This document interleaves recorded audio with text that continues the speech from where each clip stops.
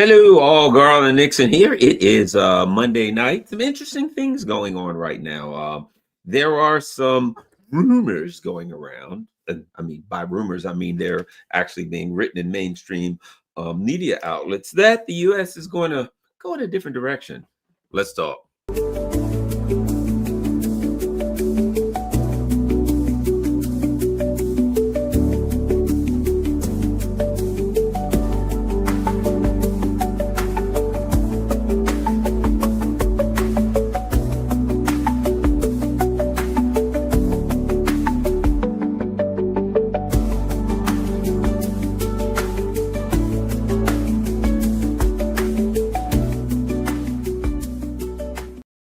Hello, Garland Nixon here, and some things going on. Let's go to antiwar.com and other places and see what we come up with. Report U.S. War Department to deprioritize China, focus on homeland and Western Hemisphere. The newly rebranded Department of War is expected to release a national defense strategy that prioritizes missions in the homeland and the Western Hemisphere, like Venezuela. They got a lot of oil.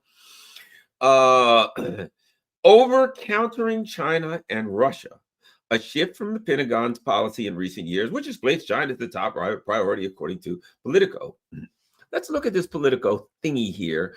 I think it is important to go straight to the horse's mouth and see what this Pentagon, if I can ever, for God's sake. There we go. All right, we're going to go to the Pentagon document and we're going to take a peep at that together and see what the hell we can make of this thing. Interesting. All right. Pentagon plan prioritizes homeland over China threat. This marks a major departure from the first Trump administration, which emphasized deterring Beijing. Oh boy, they're deterring. They were going to deter Beijing.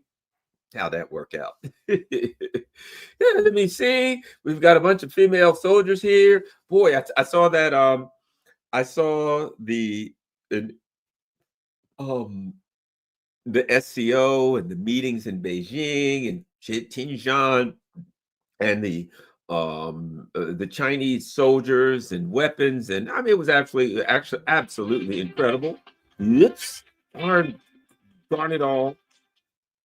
People are always calling me, and unfortunately I forget to turn off this sound on my phone sometimes. So forgive me. At any rate, all right. So let's see what we got here.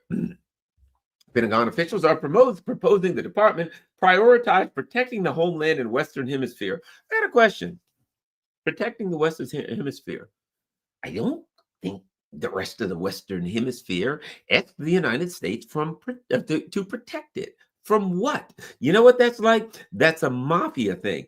Hey, you really ought to give me some money or somebody could burn down your business. Really? Who? Me. Isn't that how the mafia works? It's protection money. Protecting the Western Hemisphere, the homeland in the Western Hemisphere. The Western Hemisphere. What that means is, and my interpretation is, you know what? We can't overthrow the big guys anymore. So we'll just overthrow the little guys and steal everything that's near us. We can't steal everything all over the world. So why don't we just steal everything that's near us? A striking reversal from the military's years-long mandate to focus on the threat from China. It's like Garland. For years I've been telling you I'm going to grab that Mike Tyson and beat the hell out of him. And perhaps now I'll choose Mickey Mouse. Because Mike Tyson, I'm thinking maybe he's not as much a threat anyway. I mean, who doesn't fight Mike Tyson? Get out of here with that. They're recognizing, I think to some extent, the futility of trying to go 7,000 miles to fight China. You will lose. Russia and China are now together, and they've added North Korea. You will lose. Might I add, South Korea and some of the other countries in the region that you were planning on using as Ukrainizing these other places and using them, they ain't probably going to buy it so much. Oh, by the way, you were going to use your allies in the NATO to go out there and fight with you. They're broke, they're poor, and they're run by morons. A draft of the newest national defense strategy, which landed on Defense Secretary Pete Kegsbreath's desk last week, places domestic and regional missions above countering adversaries such as Beijing and Moscow. According to three people briefed on early versions of the report, good move. Good move there.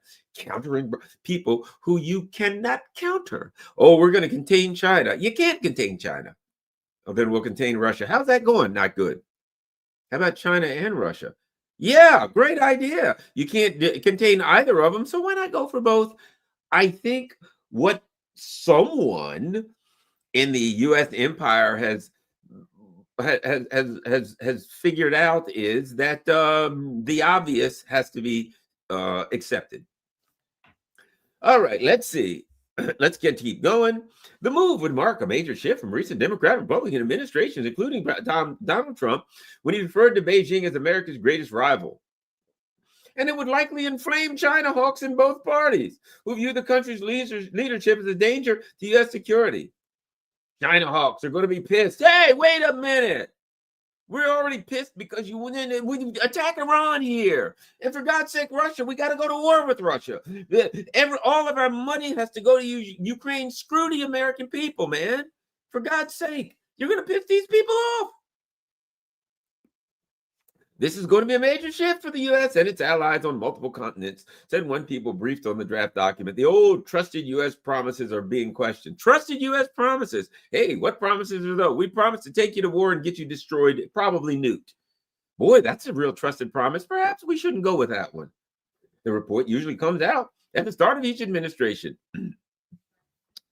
And Keg's breath could still make changes to the plan, but in many ways, the shift is already occurring.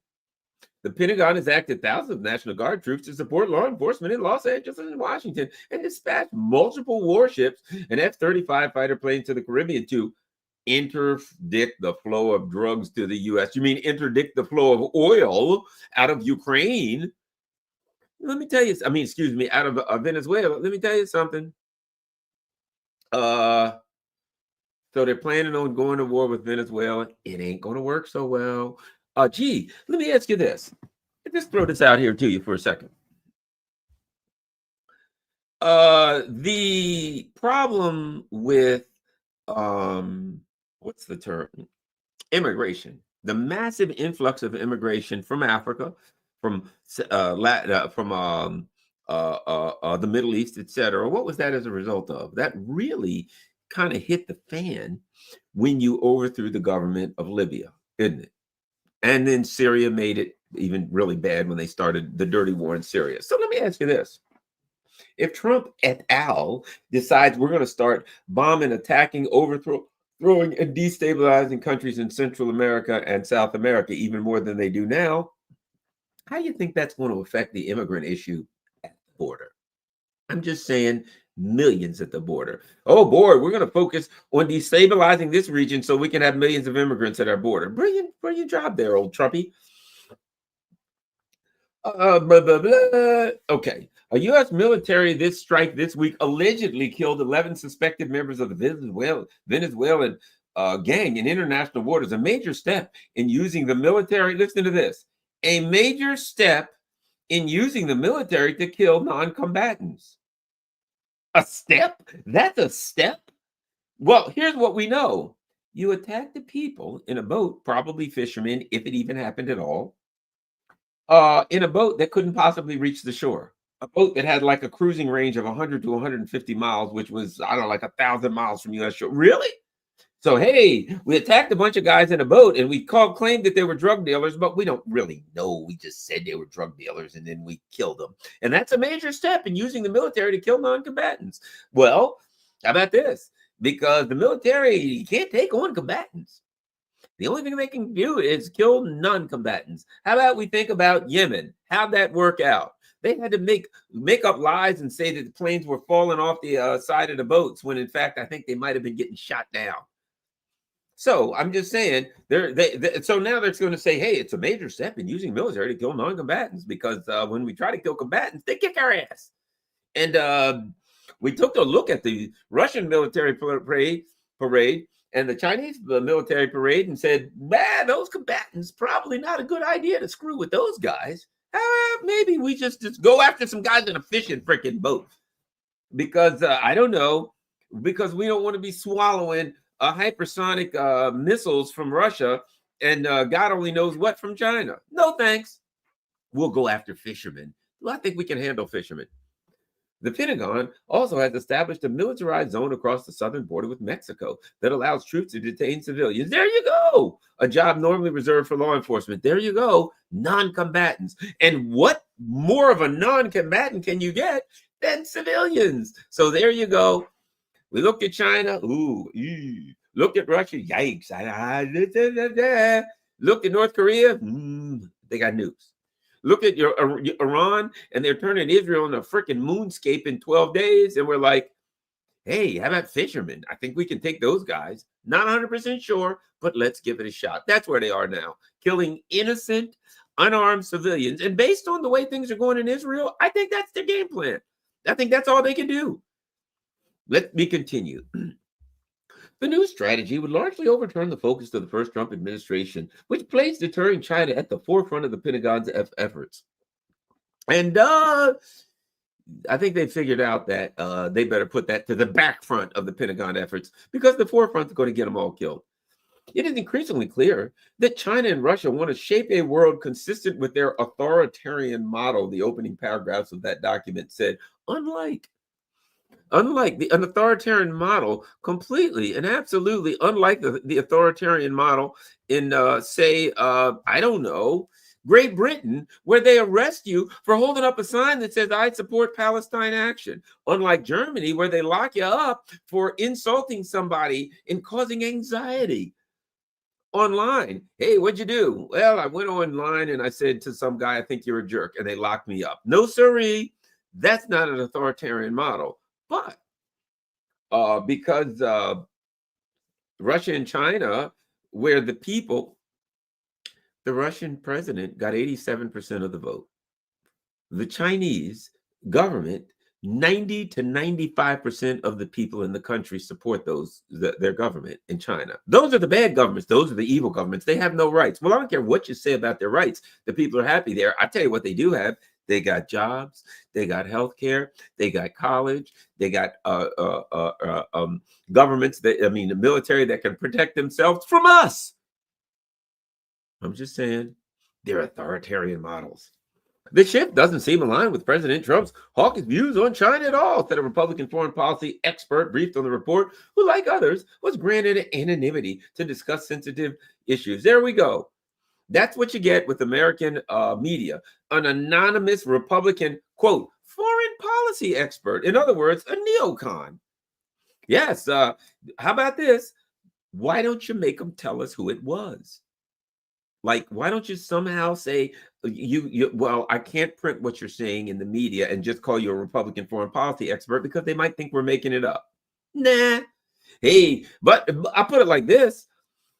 He's a Republican. It's no doubt he's government. It's some neocon.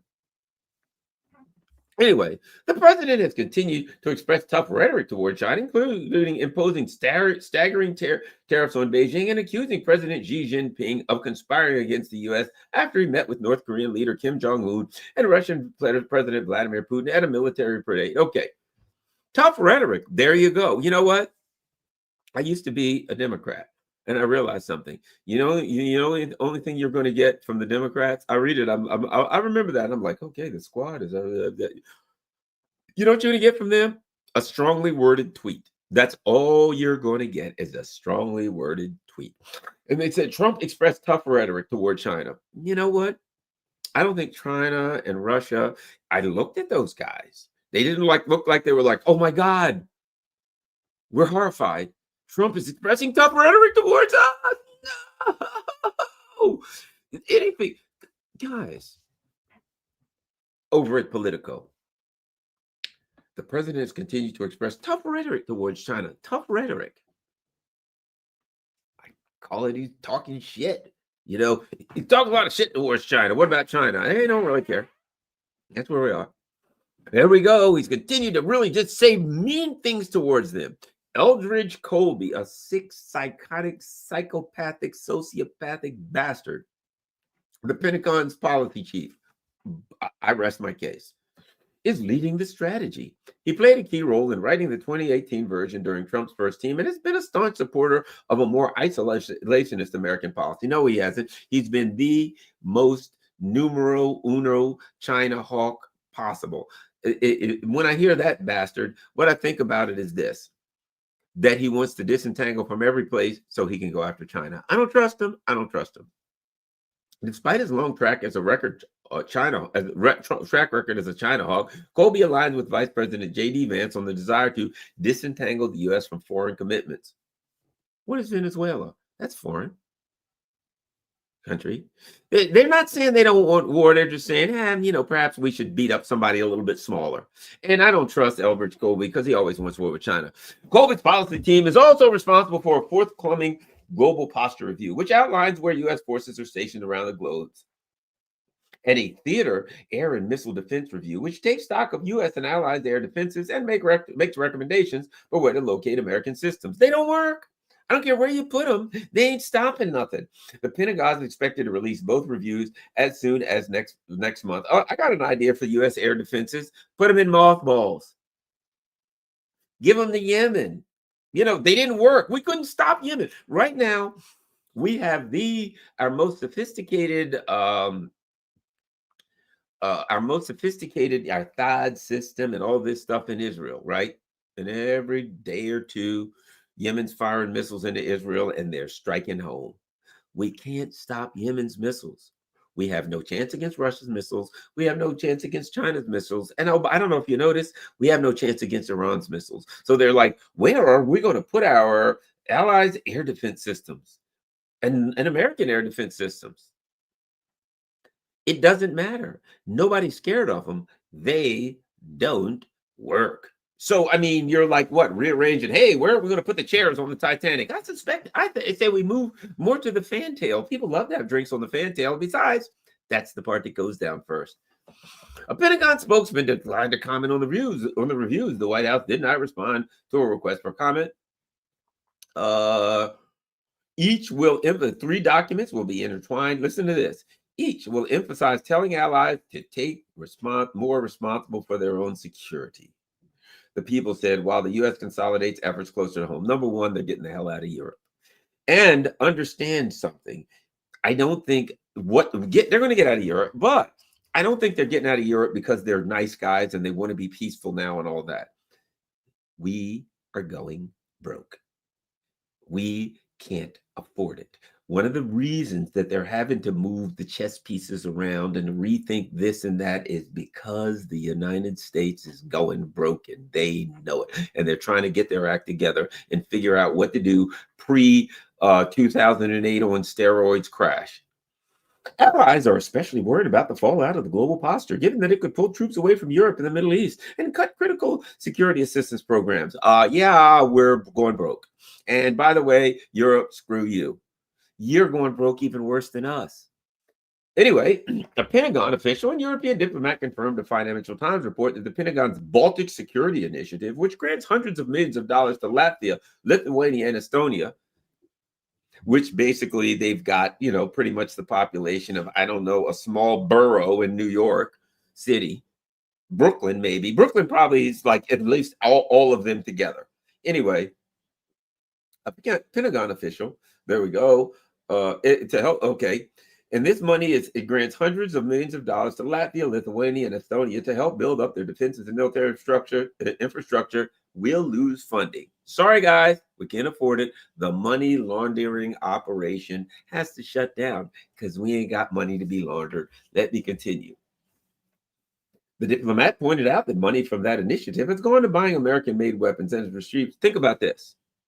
Think about what they just said. Again, the money laundering operation. They have a plan. Listen to this. The Baltic Security Initiative grants hundreds of millions of dollars a year to Latvia, Lithuania, and Estonia, right? Money from that initiative has gone to buying American-made weapons. Think about this. When they say X amount of dollars is going to the Pentagon, right? Okay, the Pentagon budget's $1 trillion, but they don't bring up that kind of stuff. Hey, what do you got to do?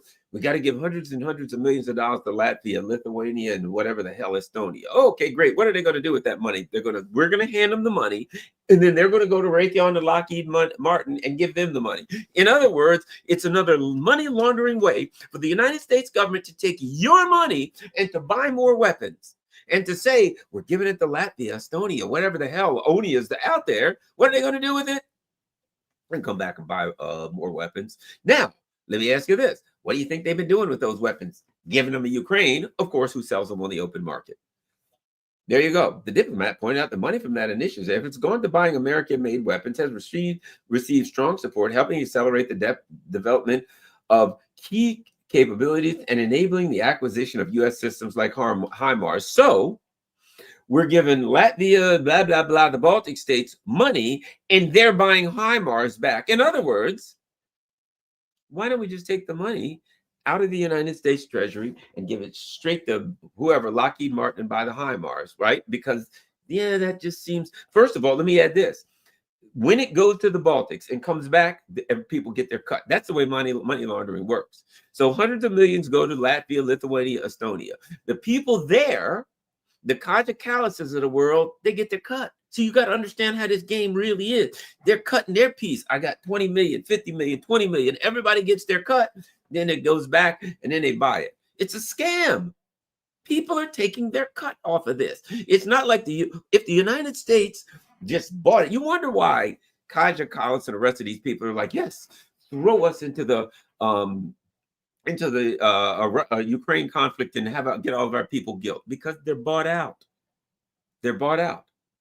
So the money, hundreds of millions, goes here. All the criminals there take their cut. It comes back over here. But understand something. There's a lot of people getting their cut everywhere. Somebody's getting a little piece of that, piece of the action. It's a money laundering operation. You ain't in it. You're getting scammed. Let me continue. NATO allies increasingly expect some of the roughly 80,000 U.S. troops in Europe to leave over the next several years, but countries will feel the impacts differently and in the end are subject to the whims of Trump. In other words, we got to keep them there, man. Come on, people are trying to eat there. Everybody's got to get their 10, 20, $30 million cut off of that. Trump, your whims of Trump, you're going to stop that. We can't afford it anymore. That's why this is happening. During a Wednesday visit by Poland's new president to the White House, Trump said the U.S. would not remove troops from the country, but he acknowledged he's considering service member reductions elsewhere on the continent. If anything, Trump said, we'll put more there. Hey, here's a thought there, people in Poland. You probably shouldn't trust Trump when he tells you he'll put more there. He might just be lying. I'm just saying, from what I've seen, Poland, everything that comes out of Donald Trump ain't necessarily so. So Donald Trump is like, yes, don't worry about it, Poland. We're going to give you troops, more troops. You'll get more troops than anybody's ever seen. Nobody's ever going to give you the amount of troops that we've ever given you. Nobody's seen anything like we're going to do. We're going to fill your country with troops. There'll be more American troops in your country than there will be Polish citizens when we get done. I'm telling you, a week later, Poland will look around. They won't find an American troop for 1,000 miles. Trump lies. He doesn't care. He's going to tell you whatever he's got to tell you right now. But right now, they're prepping for going broke. Let's see, anything else? A new NDS that deprioritizes, or this is what anti-war says, a new NDS that deprioritizes China doesn't mean that the U.S. will slow its military buildup in the Asia Pacific, since China is still expected to be the top priority outside of the Western Hemisphere. Colby is also overseeing the Pentagon's global posture review, which will lead to troop reductions in Europe and the Middle East, potentially allowing more troops to be deployed to Latin America and Asia. That's exactly what it is. That's exactly, they're moving around. But I'm gonna tell you right now, these poor troops, they're going to be, you'll be treated like the American troops will be treated like the troops in Ukraine. So it's just a disaster. But let's continue. We got something else that needs to be addressed before we go any further. Where are we? Where is we? Oh, we're right here.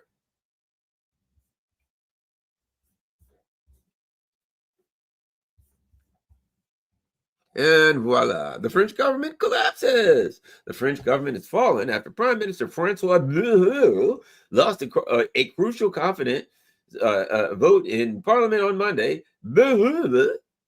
Is the second consecutive prime minister under President Emmanuel Macron to be ousted, throwing the nation into political and economic turmoil. No, that's not what's throwing the nation into economic turmoil. The fact that they lost all of their colonies in Africa that they were robbing blind, the fact that they ain't getting cheap energy from Russia anymore, the fact that they've spent every dime and borrowed and begged and stolen, and they ain't going to get to steal no more. A no confidence motion in the National Assembly requires at least 288 votes to pass. Monday's motion received 364 votes, and the left-wing New Popular Front and the right-wing National Rally uniting in opposition to end a month-long standoff over Bell's austerity budget. Having previously survived 8 no confidence votes, Bell called this vote himself in a bid to secure backing for proposals that forecast 52 billion of savings to ease France's debt burden before the budget is presented in October. Now understand something. That budget and savings is going to come off the backs of French folks. See, that is what here's what that budget was going to do. He was going to cut services to French people and increase the military budget. That's right. It's all about the money laundering.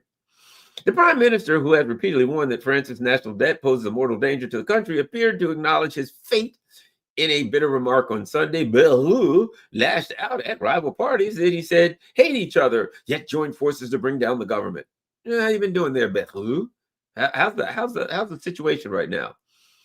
He's the second French prime minister in succession to be brought down following Michel Barnier's ejection last December, and the sixth to serve under Macron since he was elected in 2017. Bell's ouster reportedly leaves the French president to choose between appointing a socialist prime minister to steer a budget through parliament, effectively ceding control of domestic policy, or call snap elections that polls suggest favor Marine Le Pen's national rally. With Macron's approval ratings hitting historic lows, either choice risks further weakening his presidency. Analysts warn that if markets lose confidence in France's ability to rein in its deficit, and it can't, and mounting debt, which is going to keep mounting, the country could face turmoil reminiscent of the UK during the brief Liz Truss premiership. Public discontent with Macron's leadership has deepened, with the latest Le Figaro poll showing nearly 80% of French no longer trust the president. What the hell's wrong with the other 20%? Thousands marched through Paris at the weekend, demanding Macron's resignation and carrying placards reading, "Let's stop Macron" and Frexit. So here's what's happening. The U.S. empire is in a precipitous decline. That's what's going on. The U.S. empire is going broke from the inside out. The U.S., its allies, well, here's the bottom line. The U.S. is just sucking its allies dry. We're going to take all of their money. We're selling them LNG that they can't afford. We're jacking the prices up. We're hitting them with tariffs. I mean, when they've got it bad, Trump is like hitting them. He's kicking them when they're down, of course, which, look, they're puppets. That's what they're for. P.T. Barnum said it's a crime against God and nature to allow a sucker to keep his money. Guess what? If Macron and Berru and the rest of these people and von der Leyen and Starmer, if these people are stupid suckers, if they're puppets, they should be taken to the cleaners. And you know what? The European people, what the hell's wrong with you? You're allowing these people to run your government. You're allowing, I mean, look what you got in office. You voted for Macron. There's people voted for Macron and they're shocked. This guy was a banker. He worked for Goldman Sachs and he worked for the Rothschild Bank. And you couldn't figure out, perhaps he's not the best option for us. I'm just saying, France, a nation of sheep begets a government of wolves. And then there's the UK. Same thing. I remember when this conflict started and all of these people in the UK were taking on, remember that? They're bringing in Ukrainian refugees. There was that big story where this woman and her husband, and they brought in this young, hot Ukrainian refugee girl, and she stole the woman's husband and ran off. And then they, like, a couple months later, they broke up. I mean, there was all of these Brits were all over this, man. Hey, we've got to do this. We stand with Ukraine. Putin's bad. We are supporting our government. Okay, well, that's what you did. You stood with Ukraine, and now you're going to fall with Ukraine. Now you went from we're standing with Ukraine. You should have been standing up then saying, what the hell's going on with these lunatics? Bojo, Liz Truss, Rishi Sunak, and this Starmer. I gotta say, guys,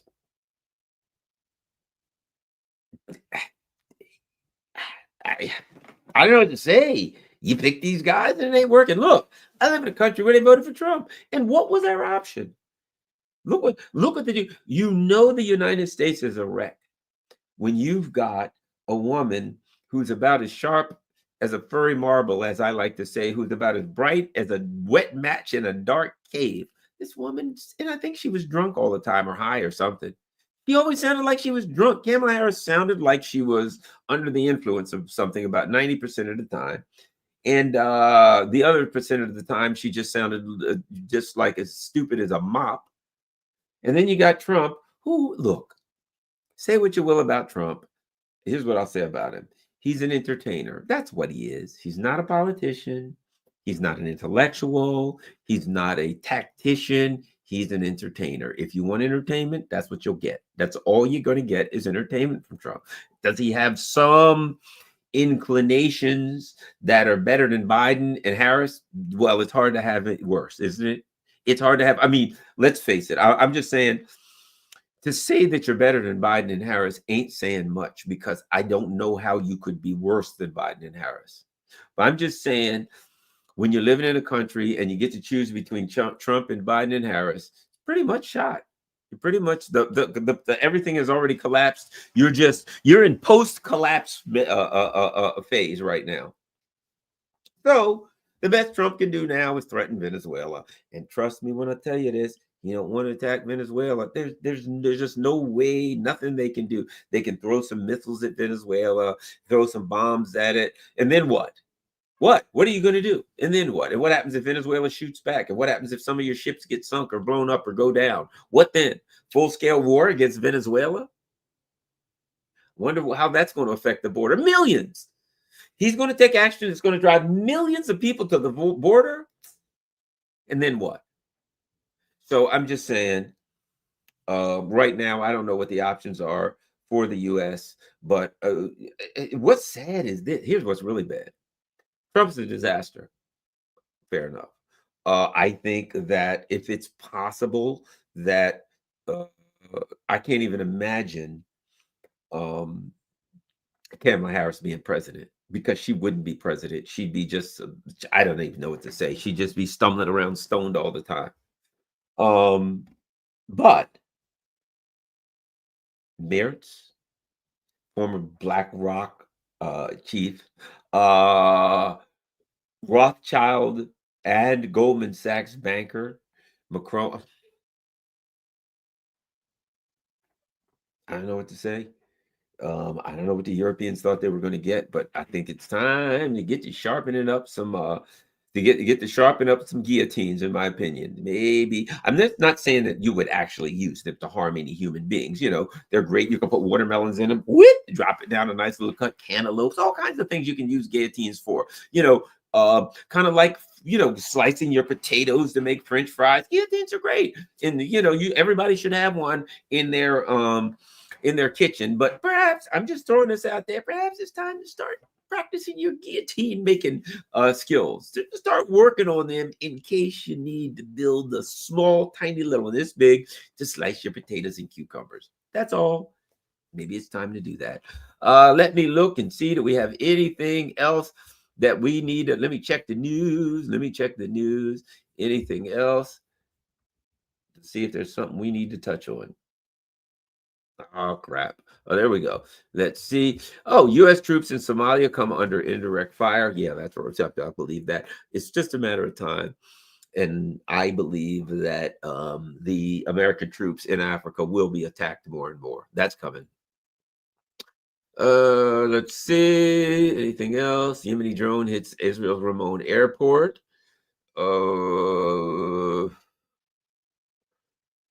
U.S. considers bombing Venezuela, deploys F-35s. Anything else? Let's see. Okay, I'm looking around to see if there's any breaking news that I got to tell you. Uh, let's see. Trump ends media censorship cooperation with the EU. The United States has withdrawn from a series of international agreements aimed at countering alleged foreign disinformation, effectively ending joint efforts with the EU governments to police online content. Yeah, right. Unless it's against the Zionism. Yeah, I mean, that's the thing. The whole fraud that, Trump is for First Amendment. Either you're for free speech or you're not. If you're for free speech, then you would be in favor of people saying things that you don't like and you don't agree with. I think people should be able to say things that I don't like and I don't agree with. That's what I would. If it was like somebody saying something, I'm like, oh, I don't think you should say that. That's terrible. That guy should be able to say it, right? Let's see. OpenAI explains reasons for chatbot hallucinations. Orban warns of EU collapse. Nah, come on, Orban. I think the EU is sound, both militarily, politically, socially, and economically. EU's fine. I don't know what Orban's not collapse. EU, what a silly thing to say. Hey, here's an interesting one. Barely half of Americans view capitalism favorably. Barely half of Americans view capitalism favorably. Well, America's the home of capitalism. A new Gallup poll said the survey conducted in August amongst 1,000 adults nationwide showed just 54% of respondents had a positive opinion of capitalism. Yeah, you know what? The other 46% were homeless. They were out of work, couldn't pay their bills. They were hungry. They were food insecure. And they're like, this thing ain't working for me. The lowest figure since Gallup began tracking views on the system in the early 2010s when approval stood at 61%. Support for socialism remains largely unchanged at 39%. Republicans continue to strongly back capitalism, with 74% expressing support. Among Democrats, approval has slipped to 42%. At the same time, Democratic support for socialism has climbed to 66%, up from 50% in 2010. The Americans broadly approve of free enterprise and small business. Their views of large corporations have dropped sharply from 58% approval to 37% approval. Democrats, in particular, expressed hostility towards big tech, big farm, and other corporate sectors, with only 17% viewing them. Here's the thing about it. It don't matter that 17% views them unfavorably, because the people who run the Democratic Party work in service to them. If you're a Democrat and you're like, yes, we're not in favor of big pharma. What is it? Big pharma, big tech, and other corporate sectors. Only 17% of us view them positively. Well, you're going to vote for a Democrat, you idiot. And the Democrats, the leadership, that is the leadership of the party. That's who pays for your party. That's who pays for both parties, including yours. You're voting for them. We don't view them favorably, huh? You may not view them favorably, but you're voting for them.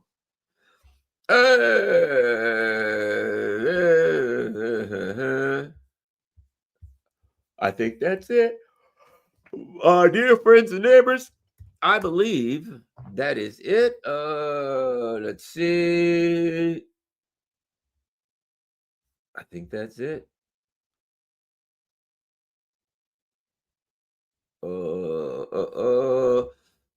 I think that's it. Yeah, that's all I can find, guys. Thank you very much. Let me see. Do we have any super chats? I don't see any super chats.